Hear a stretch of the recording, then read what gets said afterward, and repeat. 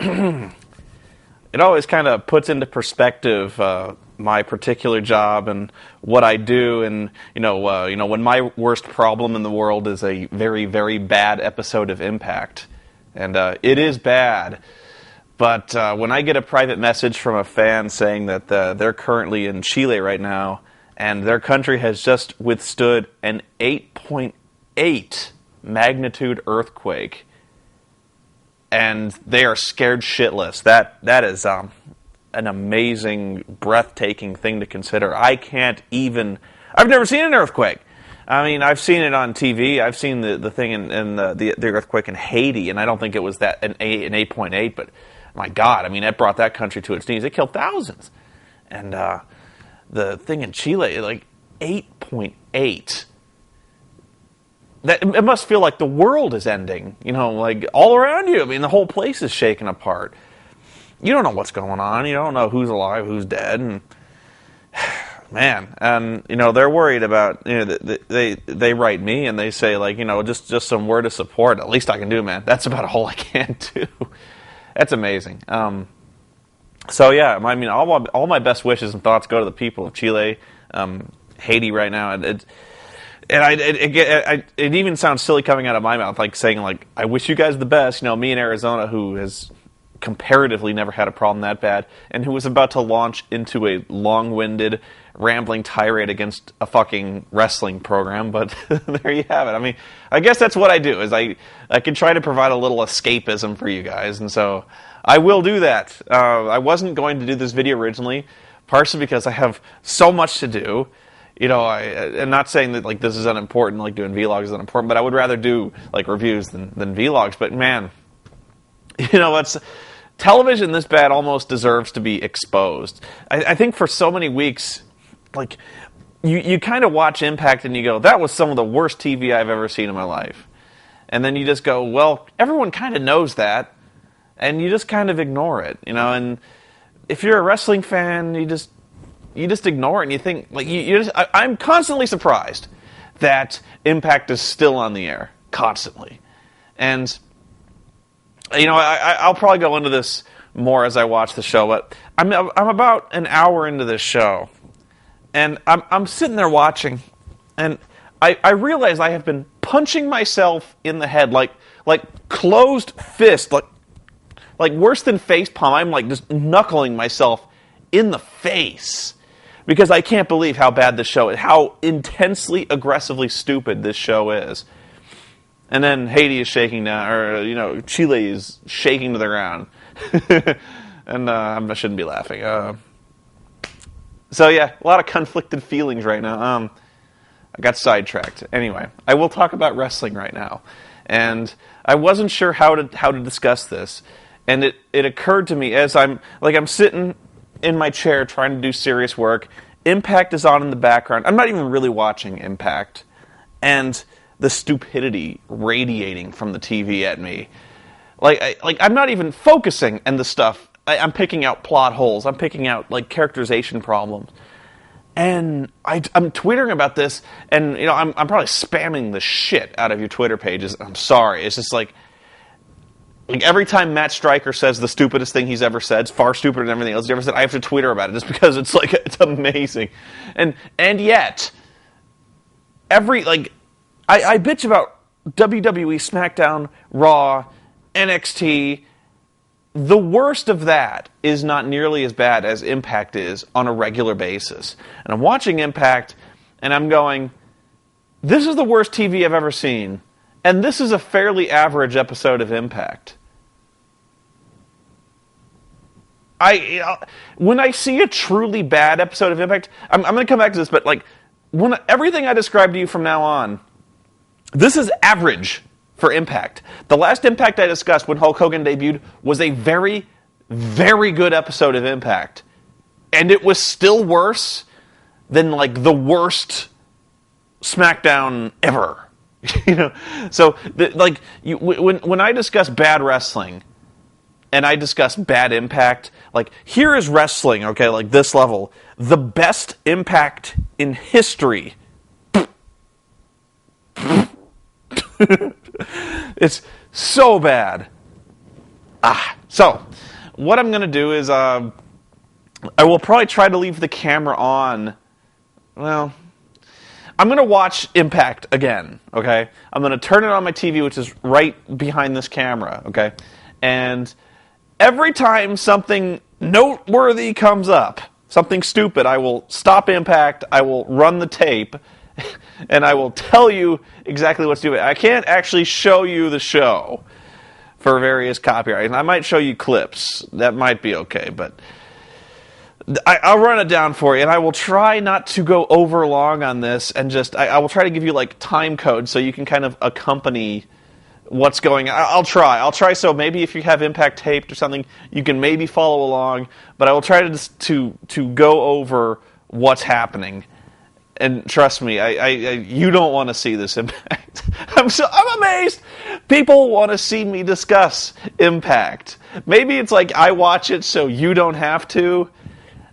I hope that's the case because, maybe you watched Impact and you need like some catharsis or something like that. Like, I hope I can give that. I hope that like the people in Chile who are watching this who have never seen an episode of Impact in their lives, they watch me freaking the hell out over Impact, and they get some peace. That's all I can do. You know what? The other thing I can do is if I hear about any kind of relief efforts, like Red Cross efforts or something like that, donations, I will put that on the end of this video if I can, or like a little text note. That is the least I can do. Oh man, I really don't want to see this show again. I watched 71 minutes. I know, because the PVR stopped at 71 minutes of this fucking show. It was the worst TV ever. I don't want to see that. I feel like the family in Paranormal Activity when like all shit is already broken loose and like suck the bitch through the door, and they're like, we really don't want to go to sleep tonight. I don't want to do this. I might die. I will try to leave the camera on as much as possible. I'm going to try to edit it down so like it only gets to the parts where I'm talking. But here we go. I'm going to start Impact right now. And, I haven't seen last week's Impact. So I'm going to be so in the dark because Impact is very, very bad about recapping what happened last week, last month.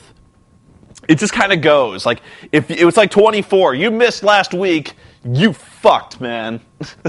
So, Impact, I'm so in the dark. I know that Jeff Jarrett has this thing where he's apparently starting at the bottom of the company because like he was a majority shareholder or something like that now, but because he's not, they can make him wrestle. And like Mick Foley, for some reason, hasn't quit maybe I think it's because like they're threatening Mick Foley they're going to fire Abyss if Mick Foley quits, which I'm fairly sure is not a legal business practice and you can sue the company for, but there I go bringing logic into the argument again. But Mick Foley is being forced to kind of work. I don't know. I'll try to recap it. So here we go. Let me stop the tape here. Okay, 45 seconds in. I did watch some of Impact because somebody showed me this clip online. They emailed me this clip, and they were like, this is the stupidest thing I've ever seen in my life. And it was. Okay. It opens up, and Chris Abyss, because that's his name, is talking to the other guys in the locker room, and he's like, Hulk Hogan gave me this ring. I feel the power of the Hulkamaniacs. Okay, what happened last week was, like, Abyss has become this total gibbering wreck. Like, he's become this complete pussy. And so Hulk Hogan brings him back to to his office, and he's like, brother. He's like, no more of this pussy stuff, brother. He's like, I'm going to give you my most treasured possession, dude. He's like, this is my WWE Hall of Fame ring, brother. And I want you to wear this ring. And from this point on, dude, it's going to give you all the power of the Hulkamaniacs. It's going to give you the power. You are going to be the god of wrestling. And I'm not making that up. I swear I'm not. He says, take this magic ring. It's got powers, brother. And you're going to put this on your hand, and you're going to be the god of wrestling. So Abyss does. And he's like, I feel it. I feel the power of Hulkamania. And he runs off. And he's like, I'm going to hear you scream, brother. I want you to show me your war face. And Abyss is like, ah! And he runs off like, I feel the power. And he runs off. This is actually a storyline.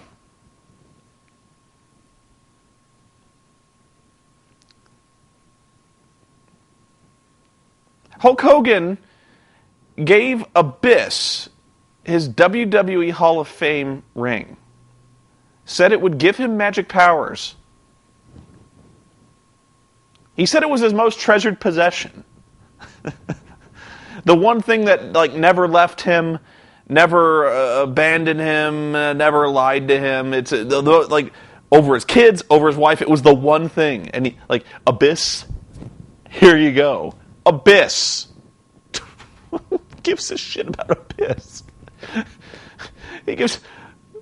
He could have given him Abyss is a Hulk Lantern now. He has the power of Hulkamania. And you know what? Seriously, they're going to go forward. This ring is going to give him magic powers. It is. It already has. This is so amazingly stupid. I don't even know where to start with this thing. Okay. I was going to say something by the way, I don't know why it is, but Jay Lethal with this black machismo thing, basically they discovered a while back that Jay Lethal does a really good Macho Man Randy Savage impression, and that's become his gimmick, and that's been his gimmick for what? 3-4 years? Seriously, his whole gimmick is that he rips off the Macho Man. How hollow is that when you don't have your own gimmick? It'd be like if they brought me. No, it's worse because if they just had me be do your Ultimate Warrior thing on WWF TV and just run around and bounce off the ropes, and that's your gimmick for 4 years. Do you know how old that would get? After one show, you'd be okay. Fucking Ultimate Warrior. He's funny. I get it. Not every week on the fucking program. Every week on the fucking program, fucking Jay Lethal is ooh, yeah, dig it! And for the first month, you're ha ha ha, he's like Macho Man, only black. Oh, those colored people, they are not Macho Man Randy Savage. Ha ha ha ha. My God, man! Enough with the Macho Man! You're wearing the glasses, you're wearing the tassels, you're ooh, yeah! It wouldn't be funny if, you brought the real Macho Man back. You would have been bored of the real Macho Man already. 4 years afterwards, if Macho Man was still being yeah! Bonesaw is ready! You'd have been shut the fuck up, Macho Man. We're watching, a guy... God. You know what might have been funny? For 4 years. You know what might not have gotten old after 4 years is if we had the real Macho Man in blackface doing black machismo Jay Lethal. If he was ooh, yeah, I'm black now, woo! Elizabeth, where's Black Elizabeth? Yeah! Yeah, where are you, honey? I'm gonna, I actually do kind of a good Macho Man. Hey, freak show! You're going nowhere. I got you for 3 minutes of playtime. I'm losing my mind. I really am. Yeah, he's talking about the ring. He's you will be 10 times stronger, 10 times faster, 10 times the wrestler that every other man is, brother, because of this magic ring. And he's this. I can't believe this stuff. I'm watching the opening credits right now. I can't believe I've gone on this long and the opening sequence hasn't rolled. It's rolling right now. And they still got Awesome Kong in the opening sequence. Do you know what? I'll tell you what happened in the opening sequence. Apparently, there actually is some relevance here.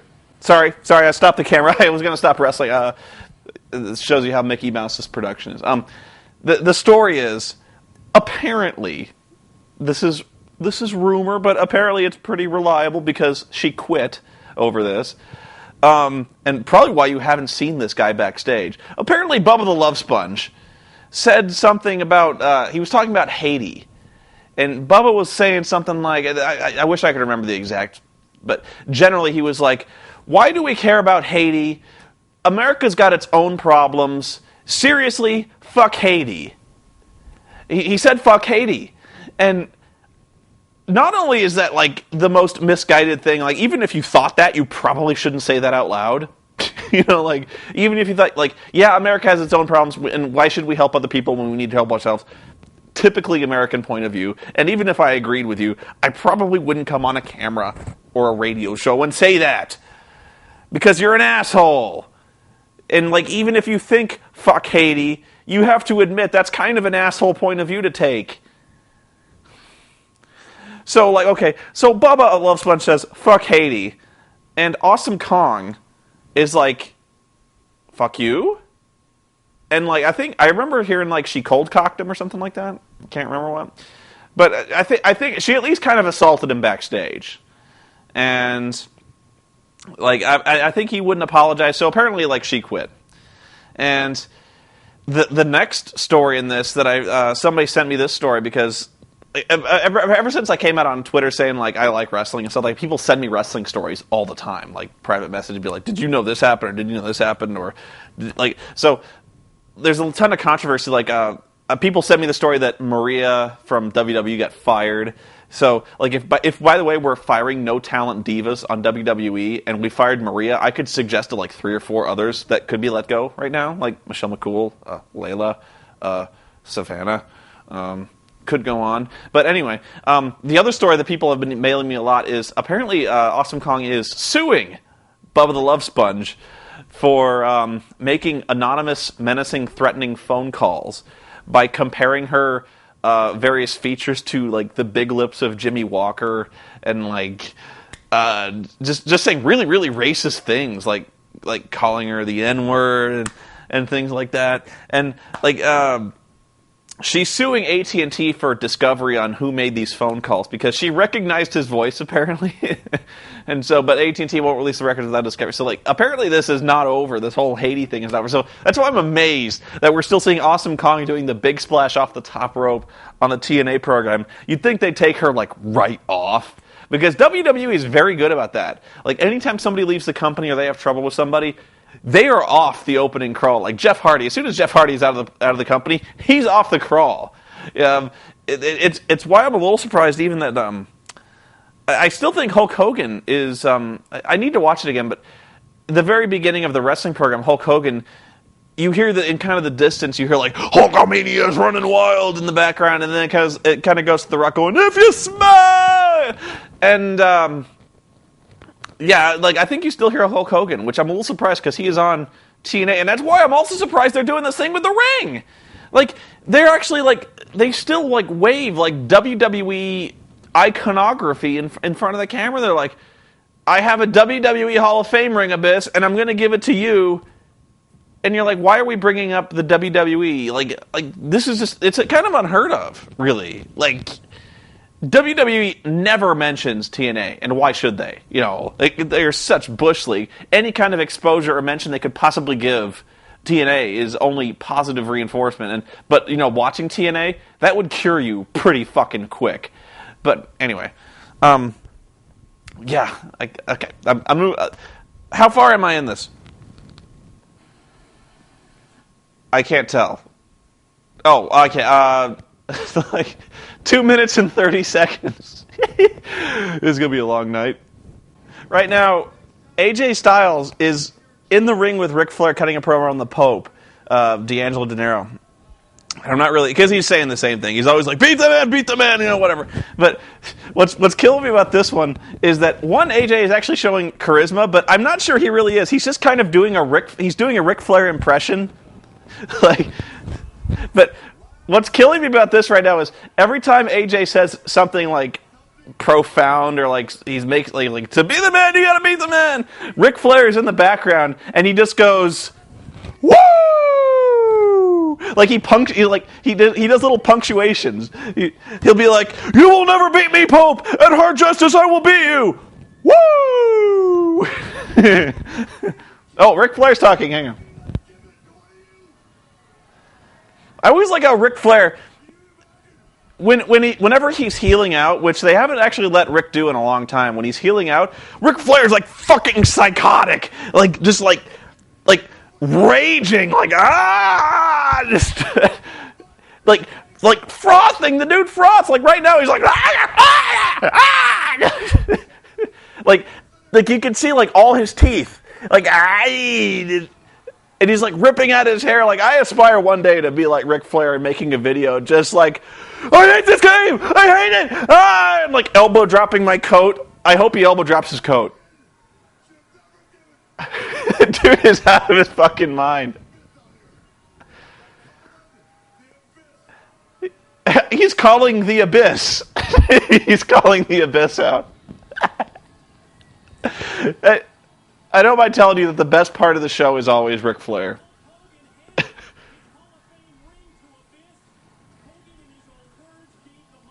Are you serious?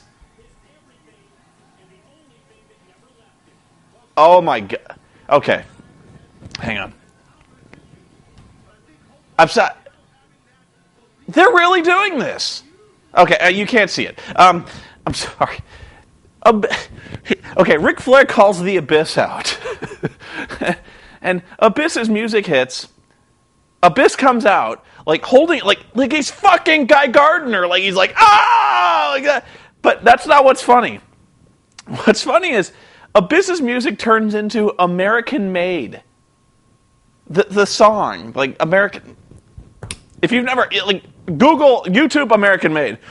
Pardon me. He comes out to, he basically, you know what they're doing? They're basically having Abyss come out to Hulk Hogan light music. Like real American, American Made, like,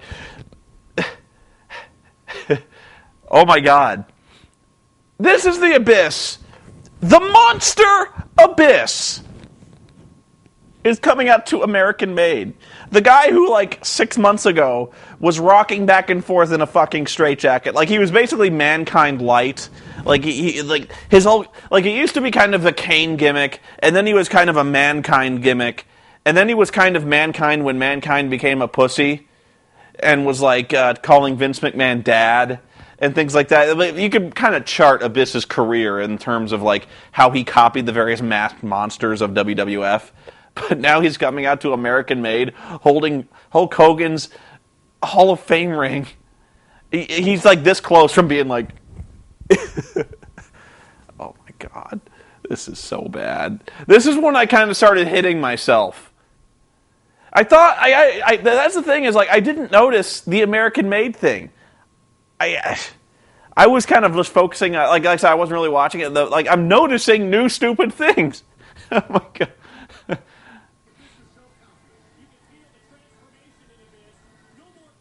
I'm trying to watch, see if he, like, poses. Like, if he's doing Hulk Hogan poses. No, he's like holding his ring up like a power!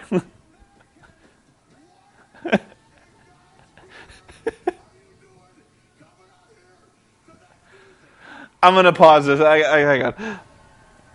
And of course, Ric Flair says what we're all thinking. He gets in his face, and he's like, what in the hell are you doing coming up to that music?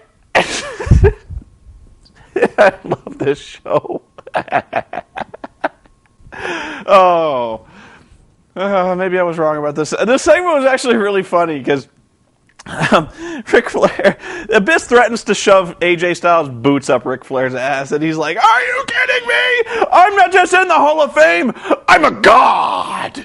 I don't know, it's like, wrestlers should take note and, like, try to, like, if they can get a fraction of that enthusiasm, just do it. Like, just, wow. This is probably the best business decision TNA has ever made, was getting Ric Flair. Like, if nothing else, WWE should have attached Ric Flair to some dude as a manager. Because this is exactly what they do. Like, this is the best thing they could have done with AJ Styles. Because the man can't cut a promo.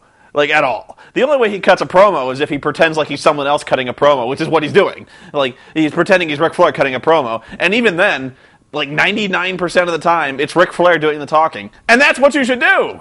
You know? So, this was the good move. So, right now, it's actually kind of started off on a high note, but I remember this getting really, really bad.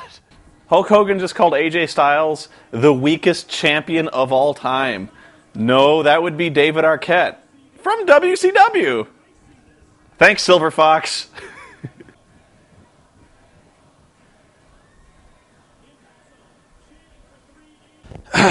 Okay, so first match of the show, and Team 3D against the Nasty Boys in a no disqualification. No turn to channel off? I'm serious. Team 3D versus the Nasty Boys, no DQ. One of the first things that Taz mentions as this match is going on is that Knobs dislocated his shoulder in their match at the pay-per-view. Yes, the Nasty Boys were in a pay-per-view match in 2010, and Knobs dislocated his shoulder. So why the fuck are you making him wrestle with a dislocated shoulder? The guy is pathetic. The guy was pathetic before, but now that he's got an obviously injured arm, he's not taking any bumps. Like Bubba's beating the shit out of him, and he's just kind of like crumbling to his knees, not taking bumps like wrestlers often do because he can't take a back bump. So he's definitely like. There's only one guy who's bumping his ass off for this match, and you fucking can't get Sags to bump for anything, These guys, when they were good, they sucked. Like, in their prime, they were still fat loads of crap that couldn't bump worth shit. Their only real attraction was that they were these hardcore dudes. You could just crank them over the head with shit, and they would bleed for you. That was about it. They were like hardcore pieces of crap like, Mick Foley used to be, only Mick Foley had a little bit more charisma, I don't know, I'm just in a bad mood. But anyway, the funniest part of this one, because God help me, I wasn't watching the wrestling match, which Team 3D won, by the way. They 3D'd through a table. Not Knobs, by the way, obviously. Was that Taz mentions that we're going to Monday nights, and we're going to dominate.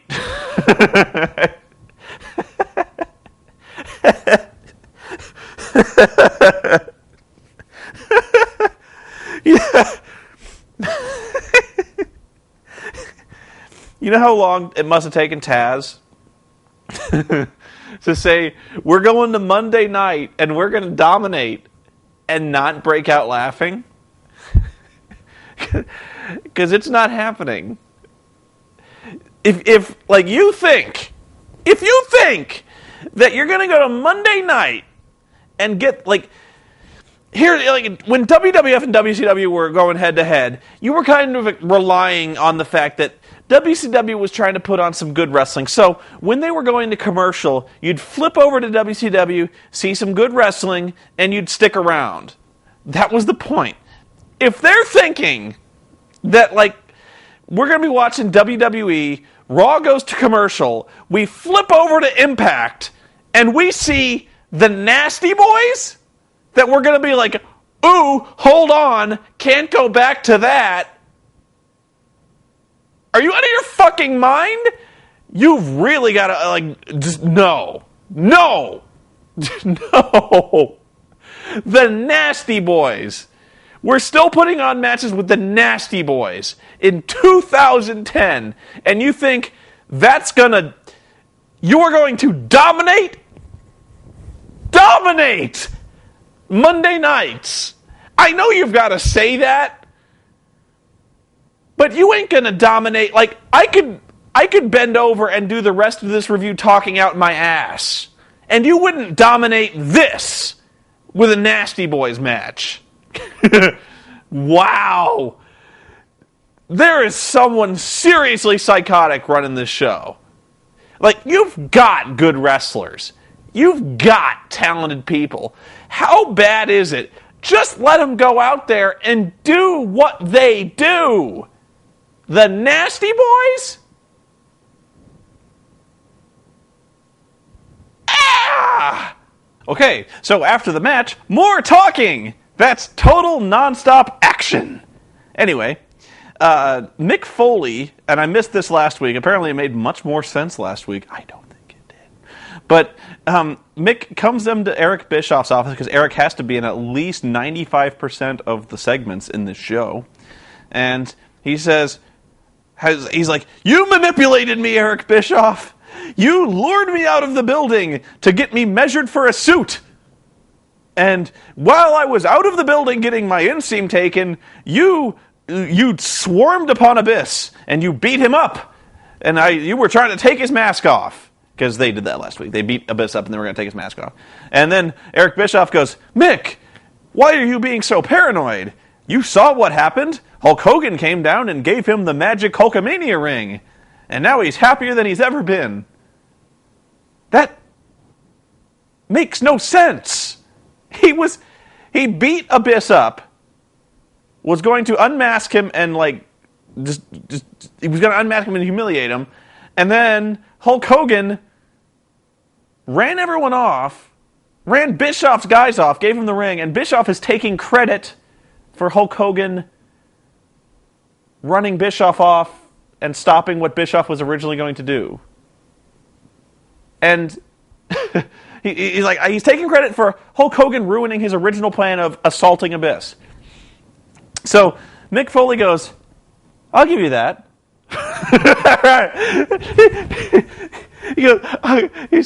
He's like, yeah, you got a good point.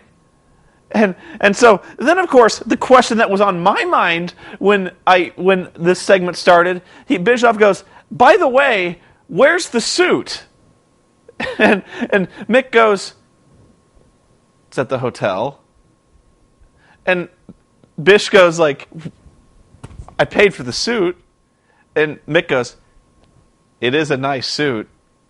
And Eric's like, well, you gonna wear the suit? And Mick goes, I don't know. You think I'm making this up? You think I have not said a lie or even exaggerated yet? He goes, I don't know. And then he walks off. And he's like, I hope you see you in that suit, Nick. And he's like, we'll see. I'm keeping an open mind. And then the door closes. This is amazing. This is amazing writing going on right now. They remembered the suit. Seriously, this is really, really bad. But ordinarily, they wouldn't have remembered the suit. Because last week, the whole show was based around that fucking suit, apparently. And they're like, well, where is it? He's like, it's in the hotel. So it actually, they harken back to the storyline they just established. And believe me, they don't usually do that. How far are we in? Oh, man. 25 minutes. This is new, even for me. Okay, I missed this. Okay. Women's match, ODB against Daphne. Daphne looking really freaky, by the way. I guess that's the point. But they're doing this match. It goes on for like 20 seconds, okay? Then they cut to a picture-in-picture where they're like right here, there's a match going on like up here, and then there's a picture. They cut in the middle of a match to a picture-in-picture backstage interview with Christy and Tara to recap the events of last week where apparently Daphne went apeshit on her with a chair or something like that. They did an interview. There wasn't enough talking in this show, so they did some talking in the middle of wrestling. I've never seen that. I've seen where they've done things where in the middle of the match they would cut back to some wrestler cutting like a 10-second promo, like, you think you've seen something yet? Well, you ain't seen me yet. Like, something like that. And then they cut right back to the match. I've never seen a full-on 2-minute interview that took up the entire match. All of it. With Tara. And, Tara, it's just generic stuff. Like, I didn't know Tara was this deranged, but if she wanted my attention, she's got it, blah, blah, blah, blah, blah, blah. And going on. Even when there's not talking, there's talking. And it's like, So, okay.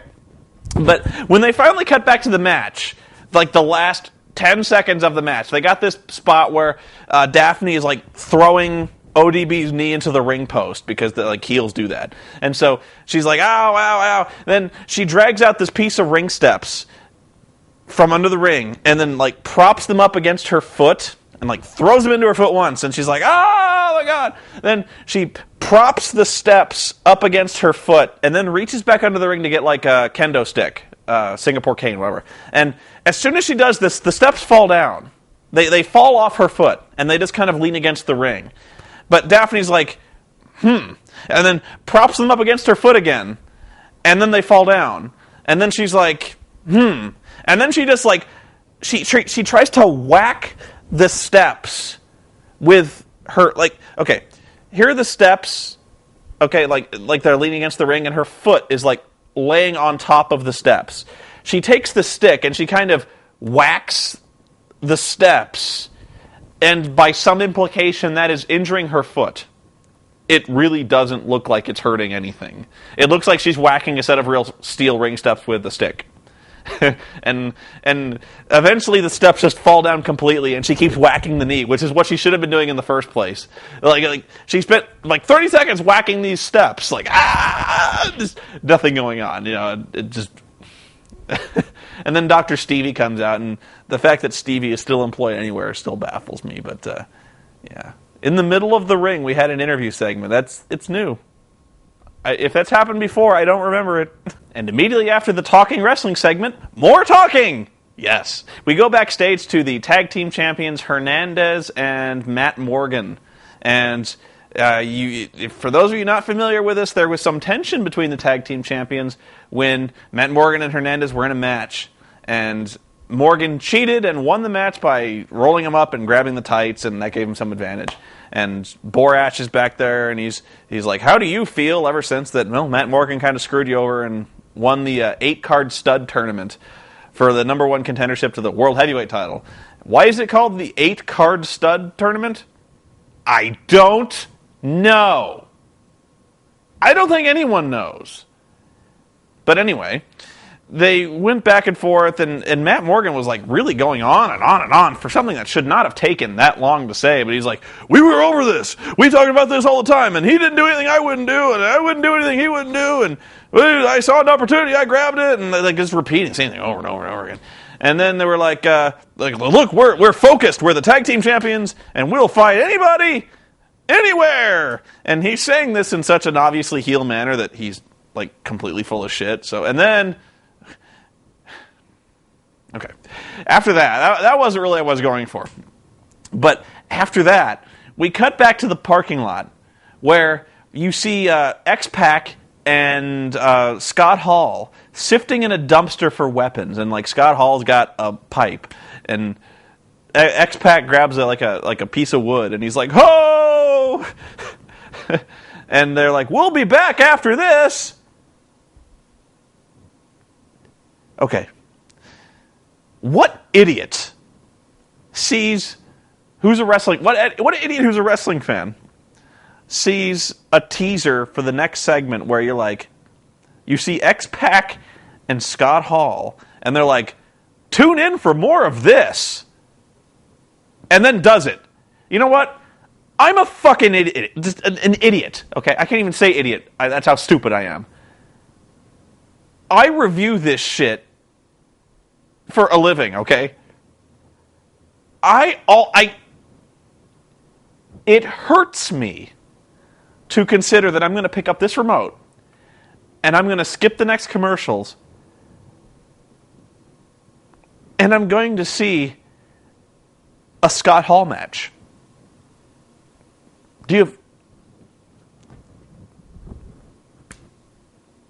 It makes one weep how much this is going to suck. But, man, like, the deranged, psychotic mind who is like, we'll lead out and say, come back and see X-Pac in a match. We come back from commercial, all right? And Beer Money is in the ring talking. They're not saying anything. They're saying about how tough they are, and ever since Hulk Hogan came back, there's new opponents, and they're dominant, they're gonna keep wrestling, and we want anybody, we want the technical. Have we not had enough talking yet? I checked. This is about 45 minutes into this show. How many talking segments have we had already? I know there's been 2 wrestling matches, but I hate to count the ODB match because it was a talking match. It wasn't a match. We've had Abyss talking in the locker room. We had AJ and Ric Flair talking. We had Matt Morgan and Hernandez talking. We had the fucking Foley talking to Eric Bischoff. We had Tara talking to Christy. Does this never end? They're still talking. Total, non-stop action.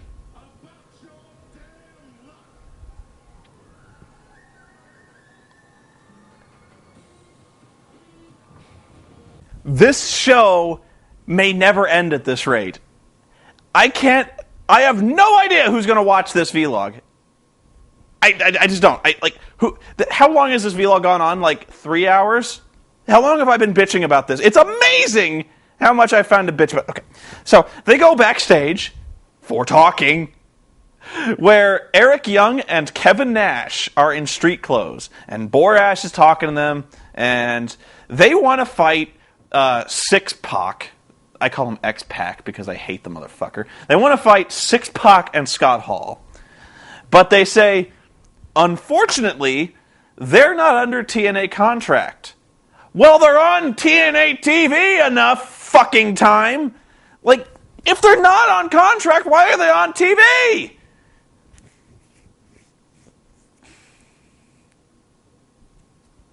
Okay, so these guys who are not under contract, they're like, we're going to fight these two somewhere. And my immediate question is, well, go do it. They're like, we don't need a referee, we don't need a ring. I'm like, so go do it. Anyway, so Eric Young is like, that's why I went to Hulk Hogan.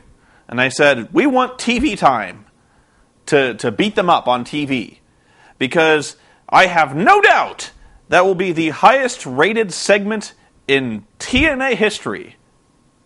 Really? You think...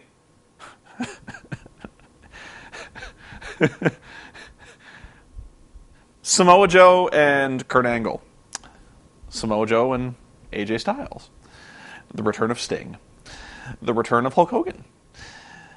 Every match in the history of matches.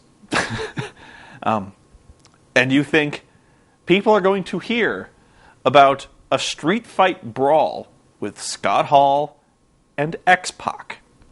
And that is going to be, people are going to get on the internets and say, tune into TNA! There's going to be an X-Pac match!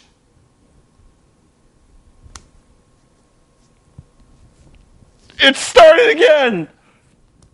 Just, this is where I started to just be like,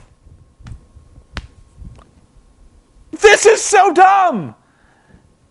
Somebody wrote this!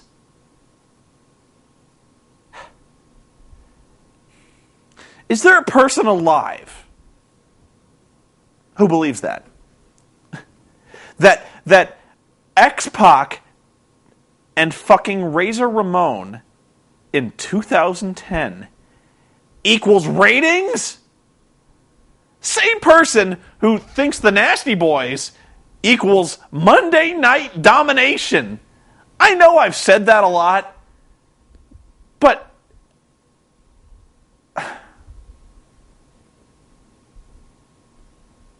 you know, at some point, seriously, like, what if we just fired the writers? Like, just, nobody left. We said, like, I literally got a whiteboard, wrote down all the names of the wrestlers, all of them.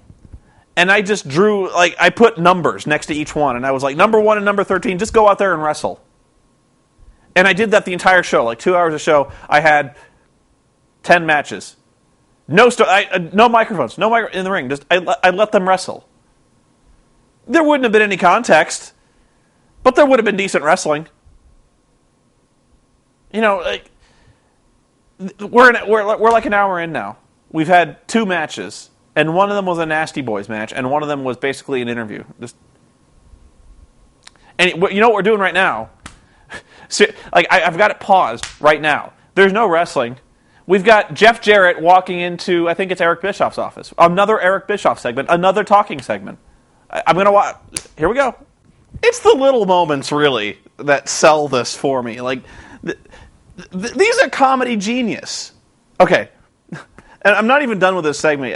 I'm sorry. Like, Jeff Jarrett comes in, and I don't know. Like, he had a match with Abyss, and he was supposed to like beat Abyss up with a baseball bat or something like that, and he didn't do it. And so now he's in trouble, and like he's gonna get fired or some shit. Like, so Jeff Jarrett comes into Bischoff, and he's like, "Oh, dare you? It's good. I founded this company. I love this place, and it's gonna take a lot more than $6 to run me out of this business." And I know that because he said that like 5 times.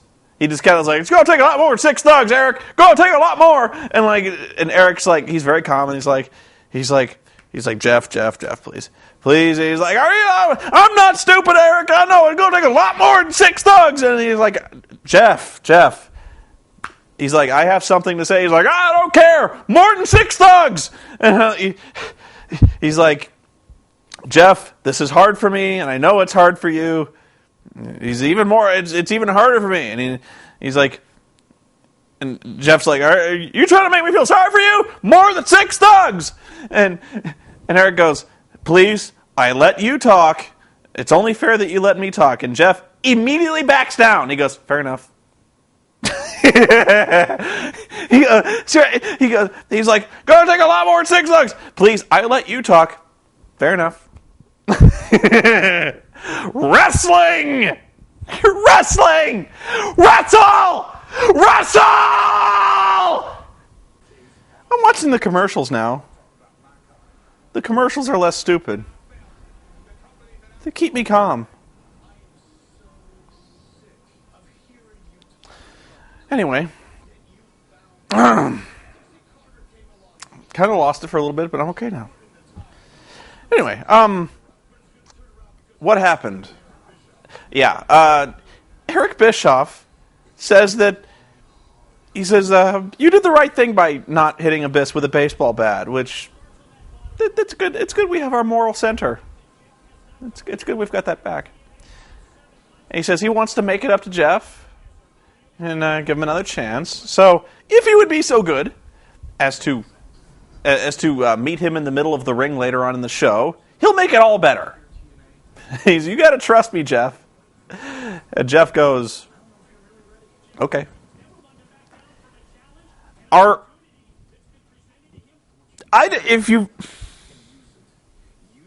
You'd have never had to see a wrestling show in your life. If this was the first wrestling show you'd ever seen in your life, you'd have been like, Eric is lying. This is a trap. And you'd be right. How much? I would bet 11 zillion bajillion dollars that this is a trap. Why is he going out there?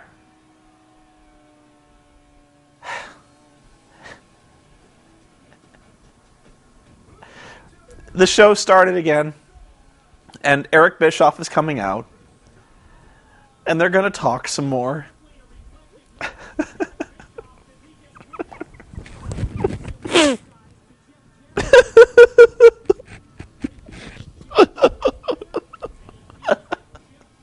I hate this show.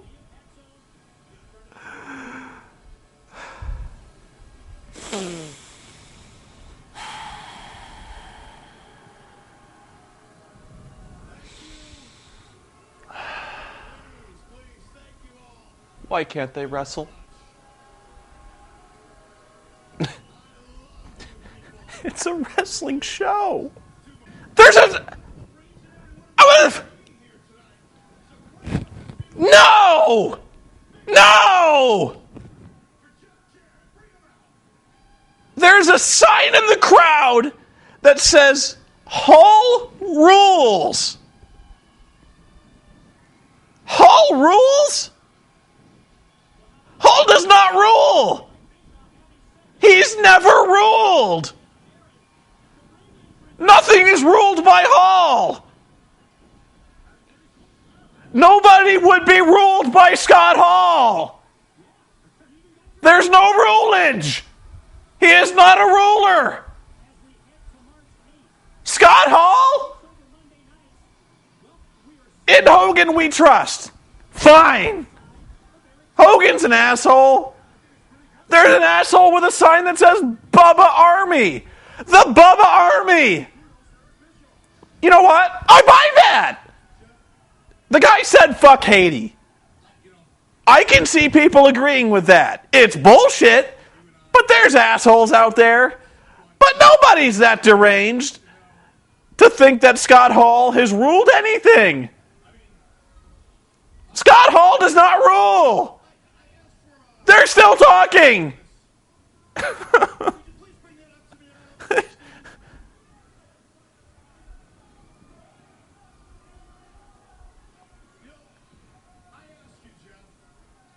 I should make you watch this.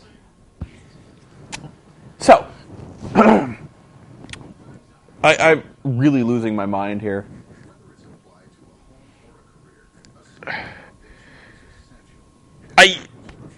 Okay. Jeff Jarrett comes to the ring, Bischoff comes to the ring, and to the shock of everybody, it turns out not to be on the level. They bullshit about how you did the right thing, but you didn't do it right by me, and he whips out a spatula. He goes, Jeff, you're going to go back to catering and flip some burgers for the fine folk here at TNA. And then he gives him the spatula. And then he forces him to wear a hairnet to keep the hair out of those burgers. He says, or you can quit. And Jeff, the brave hero of the company, the guy we should be sympathizing with, the hero of the show, he goes and he flips burgers. The bad guy was like humiliating him, and he's like, fair enough, I'll do that.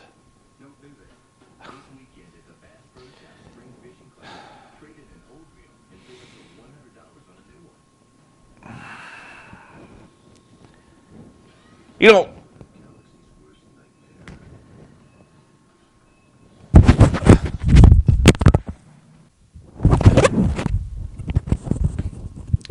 so we come back from commercial, and guess what we're doing?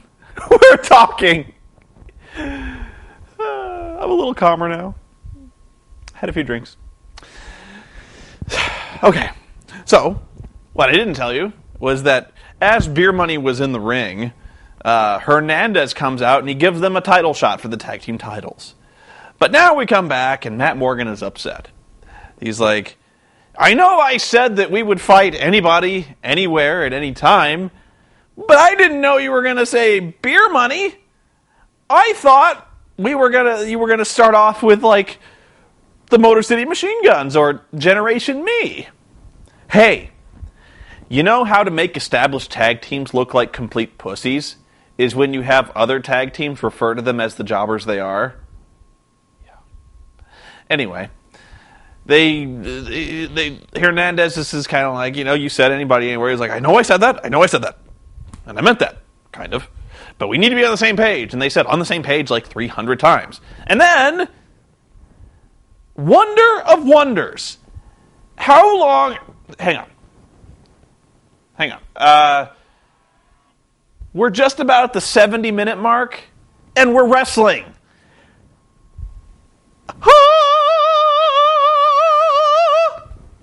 Wrestling! It's Brian Kendrick versus Cass, but I'll take it. I'll fucking take it, okay? And I'm still in the middle of this. Why I started the tape again.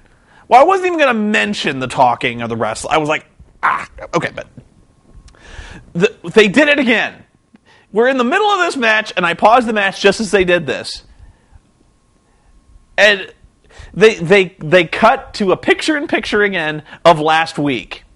This is the only part I saw from last week. I tuned in late on TV, and I watched Impact. And at the very end of Impact, Samoa Joe's in the parking lot when a van pulls up, and ninjas jump out and kidnap him. That was how we went off the air last week, was ninjas kidnapped Samoa Joe. Now, I could go on about how we're dealing with a wrestling program in which a 300-pound Samoan is abducted by ninjas who drive a panel van, but I won't. It's wrestling. I can kind of roll with that. We had a character who was a psychotic dentist, and wrestling. But we're 70 minutes in, and they're only just now discussing the live, public, televised abduction of a human being by ninjas. And Taz, he goes, I've called Samoa Joe. I've left messages on his voicemail, and it's been a week, and there's been no answer. Where do you hide a 300-pound Samoan, he says. I don't know, but he was abducted by ninjas. Ninjas! Call the cops! There are ninjas kidnapping people on TV! The cops! Did no one get a license plate? Ninjas! Kidnapping! TV! We're not stupid!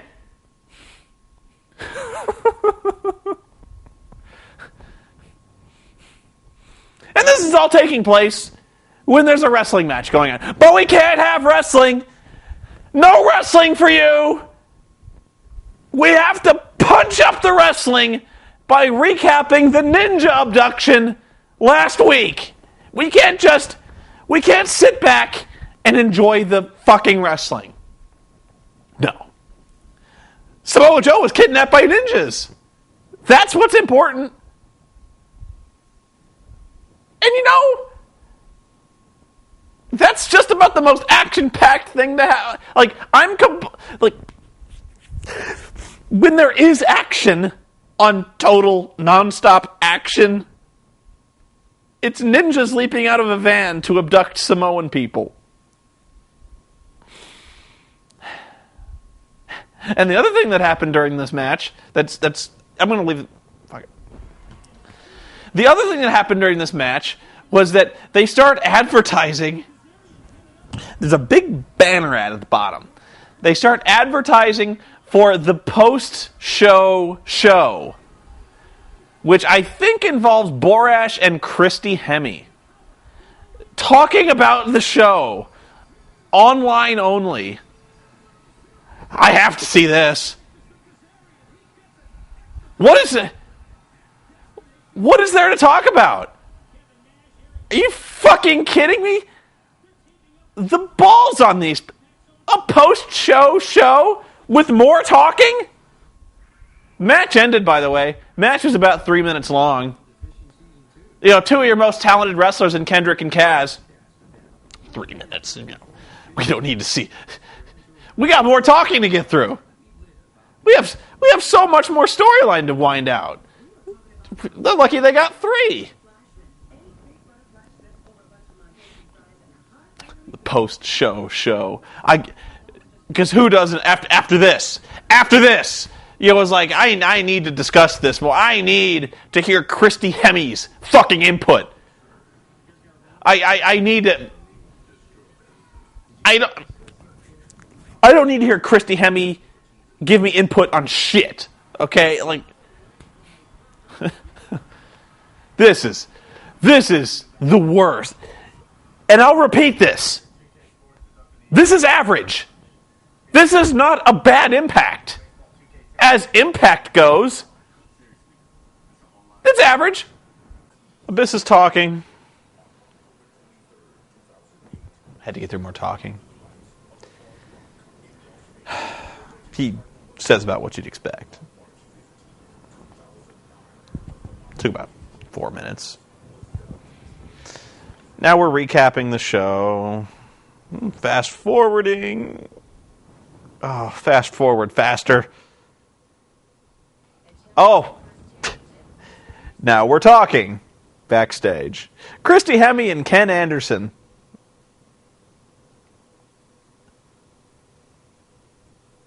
And Ken Anderson has superpowers.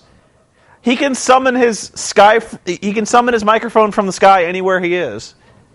They should make this a bit. We're like, he's all sorts of places. Like he's at Six Flags, and he's like, or like he's I don't know, he's taking a driving test, and he's like, or like he's in court. Like he's in court. Yeah, he's fighting a traffic ticket, and instead of using the microphone in front of him, he's like, They got to make this a shtick, because apparently he can just summon the microphone from anywhere. More later. The first thing I got to tell you, Ken, is stop with the fucking promos where you got like 2 sticks of gum in your mouth. Seriously. You're supposed to be a pro at this, and like he's not even the kind who can kind of speak well with gum in his mouth. He's like, I'm gonna beat you, Kurt Angle. No, he's fucking like the gum all the fucking time. It actually was pretty funny, although I do question the logic of having a character in your wrestling show actually tell people who have the PVR, you might want to fast forward past this. He says that. But the funny part of this one is that he starts saying, like, I got to fight Rob Terry for the, what is it, the world, it's not the World Heavyweight Championship, but it's like the World Legends title or something. It's the made-up belt that Booker T brought in that they made real. I don't know. And so he's like, yeah, Rob Terry's big. He's got the strength of 6 gorillas. He says this. He says, but I've been with guys bigger than him. I've been in the ring with guys faster than him. And I've been in the ring with 6 gorillas, and I beat him. It was by DQ, but still. Okay, that was pretty good. But, yeah. Yeah, it's more talking. I've lost all memory of my life before this show. I don't remember anything. I don't know how I got here. More talking! Rob Terry's going to the ring for his title match, and other members of the British Invasion start menacing him backstage. More talking! Man, Rob Terry looks jacked up beyond belief. This dude is... Jesus, that guy's on some steroids huge. God! He looks like The Miz if The Miz turned into the Incredible Hulk. He really does. He's like The Miz with like 300 pounds more of muscle. The dude is fucking beast-like. God, it must hurt to be him. So I'm really excited, right? Because we've shown for like the last 10 minutes, everyone's getting ready for this match. Like, you know, Mr. Anderson's getting ready for the match. He's doing his thing backstage, but he's like, Mr. Anderson! And he's like, he runs off, he does his thing. And then Rob Terry, he's going back there. We cut to commercial. I'm like, we're going to see a wrestling match. We're going to see wrestling! Wrestling! So, okay. You think we're going to see wrestling, right? Wrong! No! Because Rob Terry gets in the ring, and I'm like, all right, Global Championship, wrestling! And then Mr. Anderson, he appears on the ramp. And nope, he stops. He's like, nope, can't wrestle yet. Have to talk. He gets his microphone, and he's like, oh, I know you guys hate me, but, like, I had to look this up. Because apparently... The last time Kurt Angle and Anderson had a match, they did this thing where Anderson whipped off this medal that he wears around his neck. Not his gold medals, but like some like army medal. And he whips it off and he spits on it. And then the next week, Angle's in the ring and he's like, that medal was given to me by a veteran. I went to Fort Hood, and this guy, he showed me what the American spirit is. And there's soldiers dying in the sands of Afghanistan, and this guy gave me a medal. And I value this thing, and Mr. Anderson spit on it, so I'm going to kill him. And I'm like, it would have been good to establish the medal before he spit on it, but if this leads to a wrestling match, whatever. So, Anderson, this week, I'm back to the present now. I have to explain the backstory, but I'm back to the present. So, like, Anderson, he gets on the ramp, he's like, I don't know why Angle's so pissed off, I just spit on a medal, who cares? And he says, but I've got this medal, and he shows some kind of, like, beat-up medal, he's like, this medal was given to me by the widow of a soldier who died in Vietnam, is that okay? And we're like, what the fuck are you talking about, Ken? I don't know what the fuck he's talking about. Rob Terry's in the ring like, I don't know what to do. I'm British. Quiet. You know, like, and he's going on about this metal and is like, Kurt Angle doesn't know what he's talking about. I'll spit on any metal I want to spit on. And then Kurt Angle literally materializes, like kind of like he transports in. Like, you know how he like raises out of the ramp? You probably don't know, but he has this thing where like he kind of like toasters out of the ramp on a lift. So he appears behind Anderson, and he's got this chair, and like for 3 minutes, Anderson's like pacing back and forth, talking, not looking behind him, and the crowd is like, "There's Angle, and Anderson's like, "Angle won't be here. I instinctively know that Angle won't be here. I don't know why I think that, but I would hear him if he were to materialize on a ramp or an elevator behind me." And so, like, eventually Kurt Angle has enough, and he beats the shit out of him one time. Like, he hits him in the back with a chair. He's like, ugh! Pretty much exactly like he was like, ugh! And then Anderson, like he was shot with a shotgun, falls down on the ramp, unmoving, dead. Like I'm not talking like a Family Guy where the guy was bashed in the knee, or he's like I'm dead. No, I'm not talking like in wrestling when a guy is hit with a chair, how he kind of goes down like no, ow. I'm talking like he is curled up in the fetal position, eyes closed, not breathing. Kurt Angle murdered the man. He's dead. And so, and I'm like, even Tenay, Mike Tenay, the commentator, is like, look at his lifeless body. He's dead. You killed him. I don't know how you kill a guy by hitting him once in the back with a chair, but he did it. And so, like Kurt Angle, he points to Rob Terry and he's like, you come here, get rid of this shit off my lawn. Rob Terry comes in, picks up the corpse of Ken Anderson, throws him in the ring, and even though he's dead, decides, I'm going to power slam him because it's funny. So he does it, and he pins Anderson in the match that lasts all of, like, if you call it a match, 8 seconds. No wrestling for you! None. That was a wrestling match. No. The match consisted of Rob Terry picking up a corpse, slamming it, and pinning it. Fourth match of the night. How much... I should have had a stopwatch. I should have timed how much total non-stop action wrestling there was in this show. Because it totally non-stopped for a grand total of, it can't have been more than 10 minutes. 2-hour show. And the action never stopped. It never started, man. The action has not started. When there was wrestling, there was no wrestling in the wrestling matches. They rang the bell, but there wasn't wrestling. You can't wrestle a dead man. This show's not over. We've still got the X-Pac Fight to look forward to. So not only do they have to recap the entire Scott Hall NWO thing where they're like, they have to recap the whole thing. Like the one time they decide to recap something, the recap lasts like 5 minutes. But anyway, they go outside to the parking lot where X-Pac is in this hilarious like gray suede workout suit or something like that. And like X-Pac, like a fucking monkey, is like, he's giving DX crotch chops. On TNA, he's giving like the DX suck it chops. And this brawl, this long-awaited brawl, they spent like 2 segments building it up. They spent 5 minutes recapping the feud up to this point. Brawl in the parking lot lasts 90 seconds, tops. If that.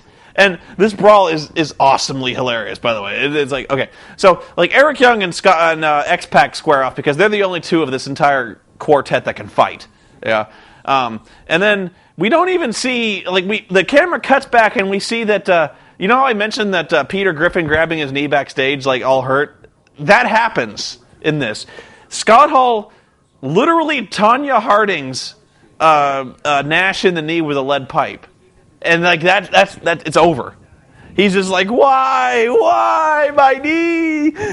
And because Hall is so broken down and immobile, and like the sheer act of hitting the guy, fake hitting the guy in the knee with a pipe was enough to gas him, So he starts like, Eric Young is getting all beat up by X-Pac, and he starts like throwing like knife edge chops in a street fight. And against the guy who's wearing a t-shirt. He's like, this is family business, yo. You stay out of it, yo. And so they beat Eric Young up and they tag him with the NWO style. They don't put NWO, they put For Life on him. And they're like, just like the old days, Pac, woo! And they walk off. But how do you do this thing where like you have the good guys in your feud and the bad guys in your feud? This is like Wrestling 101 when you're booking a match. You never have the bad guys. Like, the bad guys are always worse in a fight than the good guys. If it's a straight-up fight in wrestling, the good guy pretty much always wins. But no. We have Eric Young and Nash losing about as clean as a sheet as you can in a street fight against Hall and X-Pac. Left lying, left crippled. 90 seconds. This is not how you do things. This is not how you book wrestling. This is wrong. There's more show. Oh, I forgot. I forgot a non-wrestling segment. I forgot that we cut back to catering, where we do indeed see Jeff Jarrett in a hairnet flipping burgers. Pussy.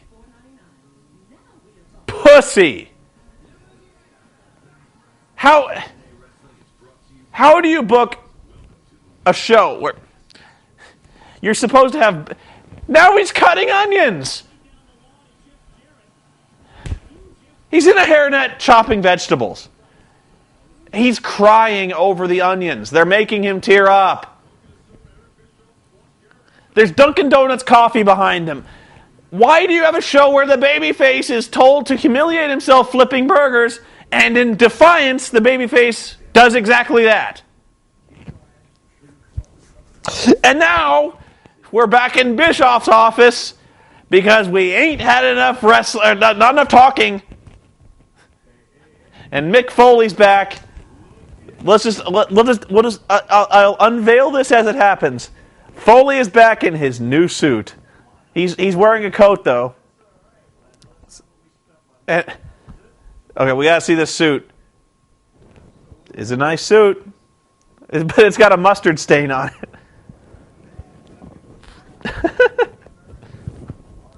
It all ties together. This whole thing, three-week storyline. Mick's got a suit, and Mick's officially a completely retarded stooge.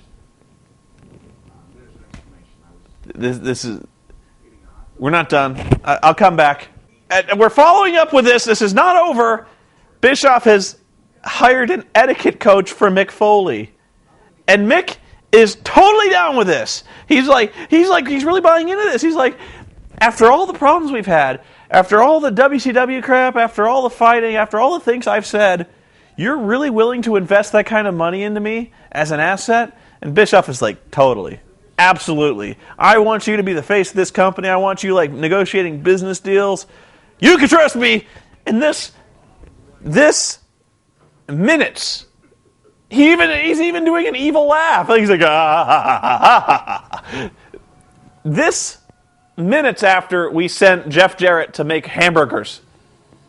And Mick is totally down. He's like, you've turned over a new leaf, Eric. I love how nobody on the wrestling program actually watches the wrestling program.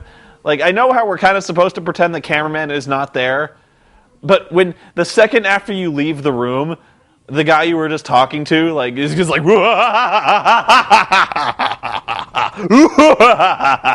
will kill Mick. This is amazing. Are all the baby faces on this show completely stupid?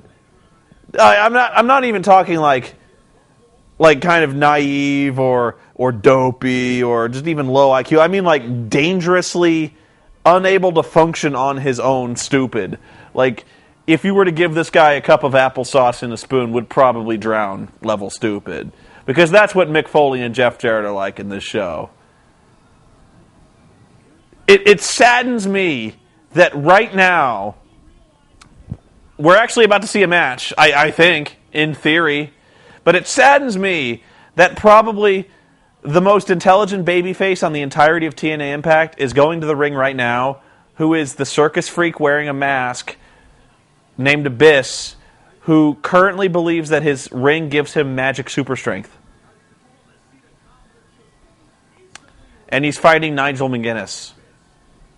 I'm sorry, Desmond Wolfe. He's Nigel McGuinness.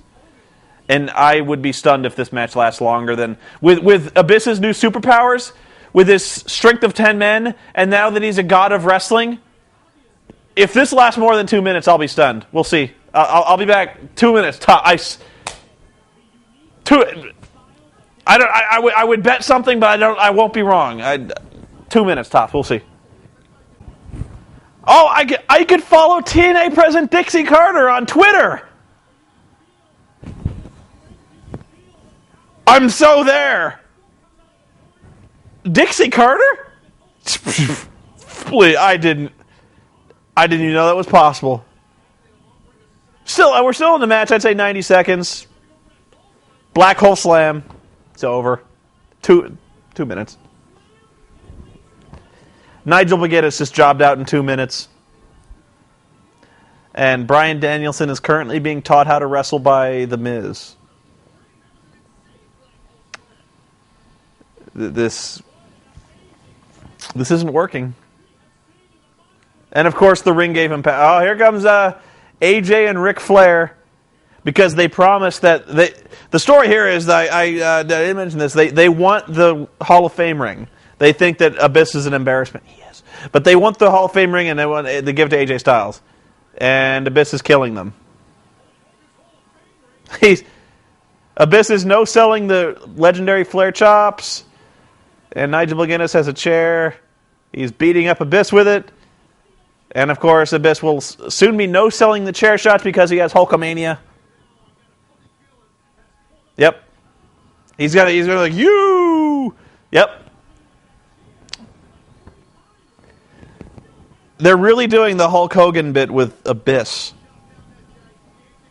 Wow, there was actually stuff happening. Okay, so they start beating up Abyss, and they handcuff him to the ropes. And the whole time they're doing this, you see Hogan, oh so slowly, like, you know how most times when you have somebody like making the save, they run? Hogan ain't running. Hogan, he stopped running 20 years ago. He has no knees. It's like watching a dude on like crutches like hobble. Hogan ain't running. So Hogan finally kind of shambles into the ring, and he kind of just pivots like he's got a basketball. You know, like he can't move, so he just kind of stands there and he's like, "You come over here," and the guy runs over and he punches the guy, and like another guy's like, "You run over here," and then Ric Flair runs over and he gets punched. And he's like a turret, like the Hogan turret of punches. You know, back in the day, he'd have been running around like, whoa, boom, ah, boom, and like kicking people. No, his leg's not going up that high, not unless it's on a pay-per-view and he's like 3/4 zone shots. No, the knee is not coming up that high. No, he's lucky he's walking to the ring. Like that incline just about finished him off. But Hogan is running wild, and finally Flair chop blocks him in the back of the leg. He goes down.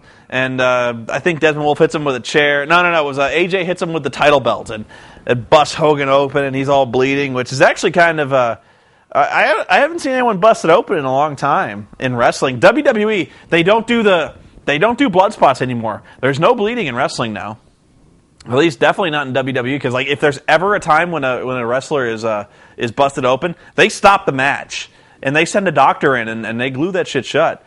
Like, I remember seeing the Iron Man match, the no disqualification matches. I've seen cage matches where they would, like, stop the match, sew them up.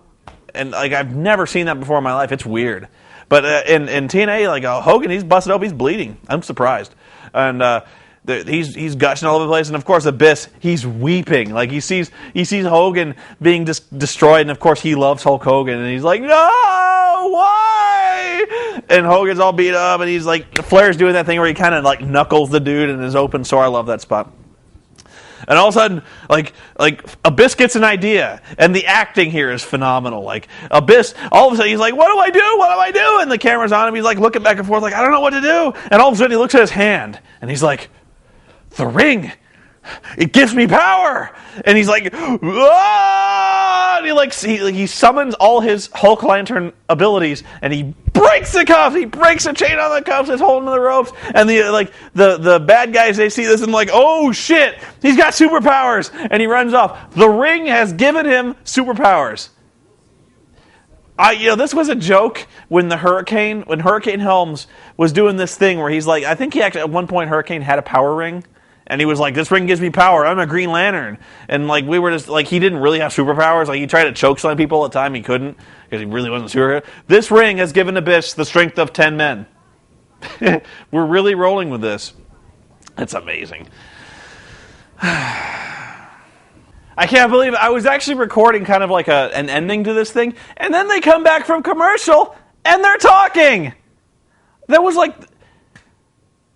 You had Abyss like holding Hulk Hogan, who's been like beaten up and bloodied and cut. He's like all bad, and Abyss is like, "I'll have revenge. I have power." And like I thought the show was over, and it's not. I was just kind of talking over the commercials, right? And so they come back, and they're like, "Moments ago, we saw Hulk Hogan beat up," and then Hulk Hogan's getting helped up to his feet. He gets a microphone, and he's like, he starts talking, and I'm like, "Oh my God, what the talking is in this fucking show?" And he's like, "Well, you know something, brothers, Ric Flair, you think you can keep interrupting, you think you can keep cheating and interfering in people's matches?" And hilariously, Flair gets a mic and he goes, "Yeah!" "You think you can keep interfering in people's matches? You want to keep interfering?" "Yeah, I do!" I love that. Okay. And he's like, "Well, guess what, brother?" He's like, "Next week when we go live, we go big time on Monday nights, dude." He's like, "When we dominate Monday nights, we're going to have a match." He's like, "AJ Styles, you're going to be in the ring. And Ric Flair, you're coming out of retirement, brother." And Ric Flair's like, "You can take me out of retirement. I'll do what I want to do when I want to do it." And like, I was like, you can't take Ric Flair out of retirement, can you? Are you all powerful? Can you make a guy who's retired wrestle? Apparently, when you sign up for TNA, when you sign up for any wrestling company, no matter what you are, janitor, caterer, wrestler, manager, referee, they can just be like, "You're in a match."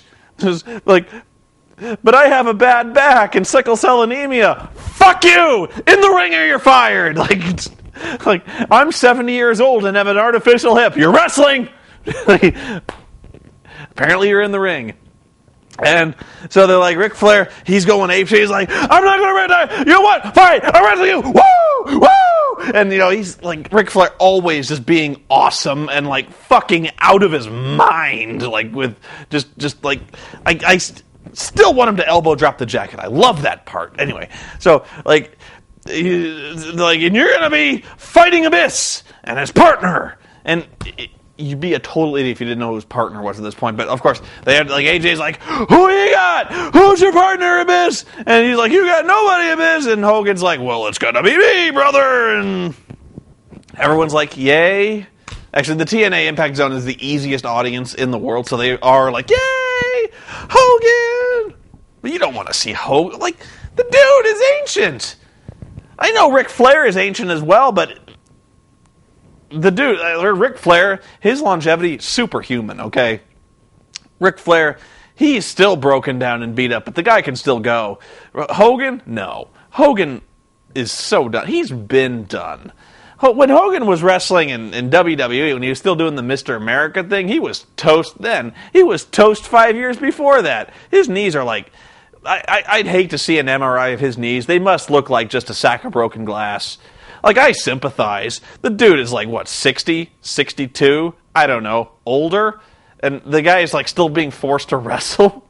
Dude, I wouldn't wish that on anybody. Like, I mean, I'm at my age, like, 29, I wouldn't want to wrestle. Like, everyone's got aches and pains. This dude has been, like, killing himself for, like, 40 years or something like that. Man. But you don't want to see Hogan wrestle. Seriously, that's what we're going to put forward on Monday night. That's the marquee match, is like... You know what? Okay. Seeing Flair and Hogan in the ring might be kind of fun.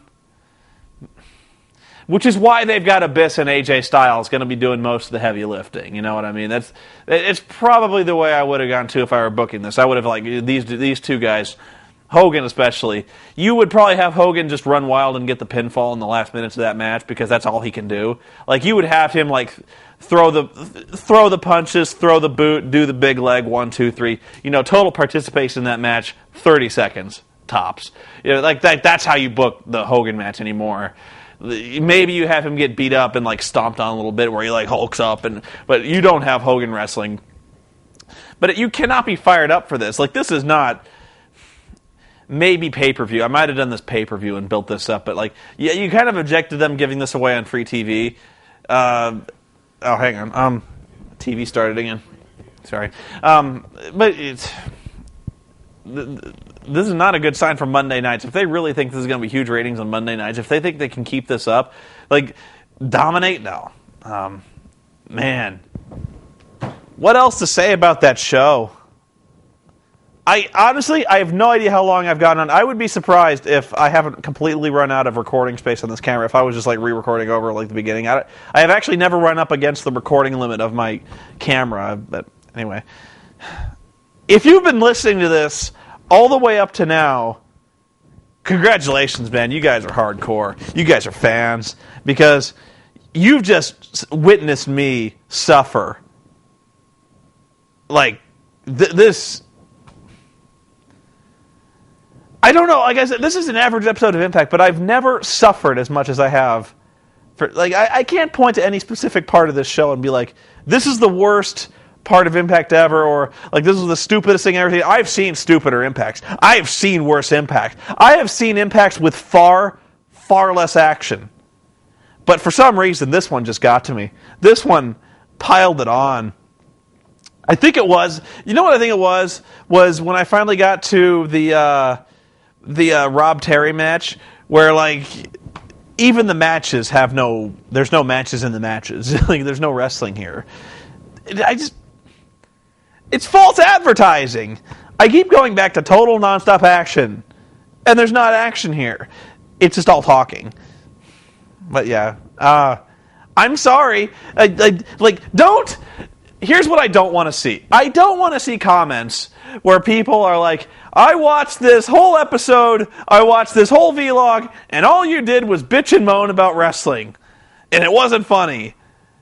I warned you. I warned you this was going to hurt. You saw on my Twitter this hurt real bad. And I honestly, I don't know why you're watching this. It's terrible. I admit this is terrible.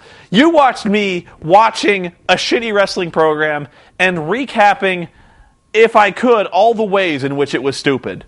And I don't think I even scratched the surface. Like, I'm sorry if I didn't cover everything that was stupid, but wow. Like, just...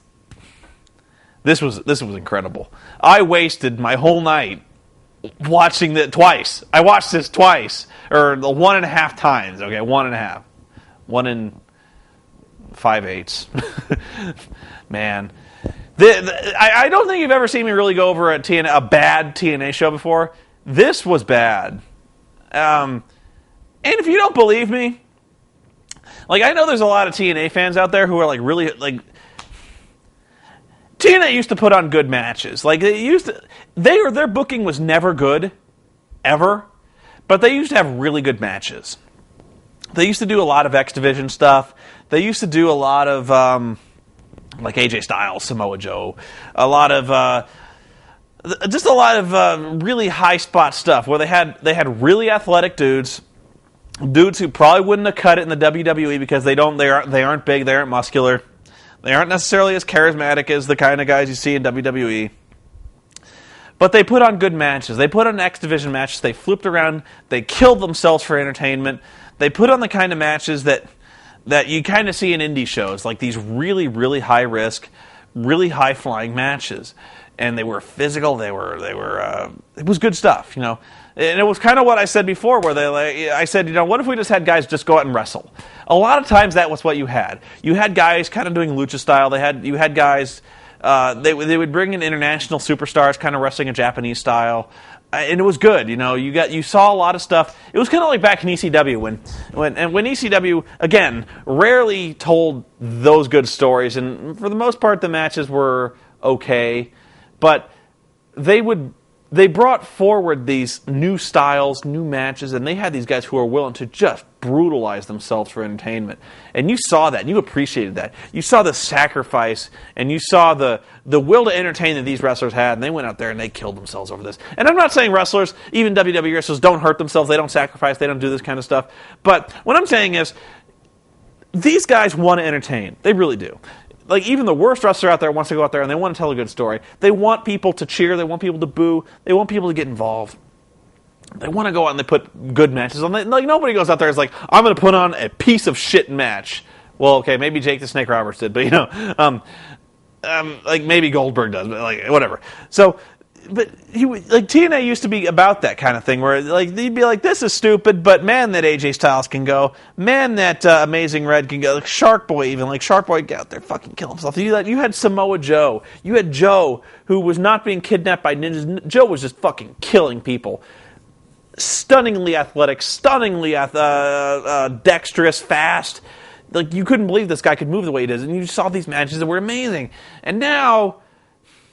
You got, you bring Vince Russo in, you bring fucking Hogan in, you bring Bischoff in, and, like, I don't know why they were saying this like it was a good thing. Like, even when I reviewed the Good Impact show, my point during that one was, okay, this was better than most, but what are you cheering for? Like, what are you looking forward to? We're actually proud of the fact that we're basically restarting WCW at its worst. We're bringing back the NWO. We're bringing back Bischoff, Hogan. We're bringing back the Nasty Boys. All these assholes who sunk TNA, who put on the shitty WCW shows that caused people to turn the channel. And we're like, we're bringing it back. We're bringing back WCW. And people are like, yay. No, it's not yay.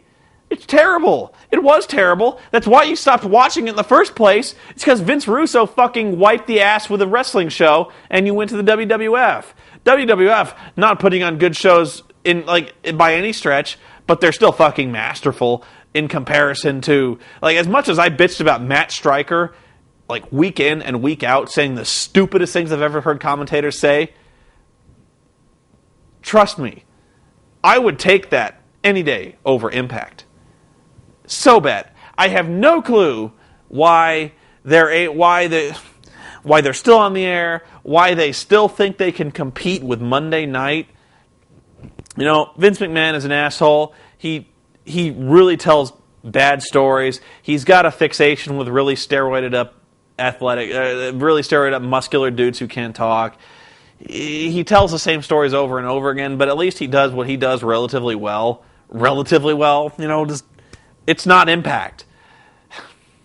I've got to do something. There's got to be what was it, Dragon Gate or Ring of Honor? This is so bad. Okay, I'm wrapping this up. Thank you for watching. I hope you enjoyed watching me squirm. I hope you enjoyed watching me just lose my goddamn mind. I'm surprised I didn't break down more than I did. You know what it was? I kept stopping. I had to stop. If you were to watch me, if I were to do this thing where I would it was 2 hours uncut, you watching me watching the show. If I didn't have this pause feature, if I didn't have the ability to turn off the remote as I was just fucking losing it, you would. I would have been. I couldn't have done it. I could not have. It is. I will say that it is impossible to sit and watch Impact unbroken 2 hours beginning to end, because this shit is so stupid. You got to get up and you got to take a walk. When I lost it that one time, I got up. I just went up and down the stairs. I completely went into a fugue state. I had to walk for like 10 minutes until the stupid, I calmed down a little bit. You know, when I said I was getting drinks.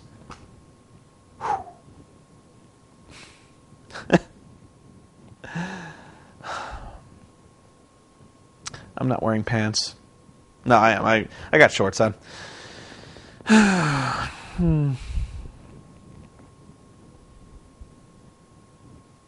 Impact.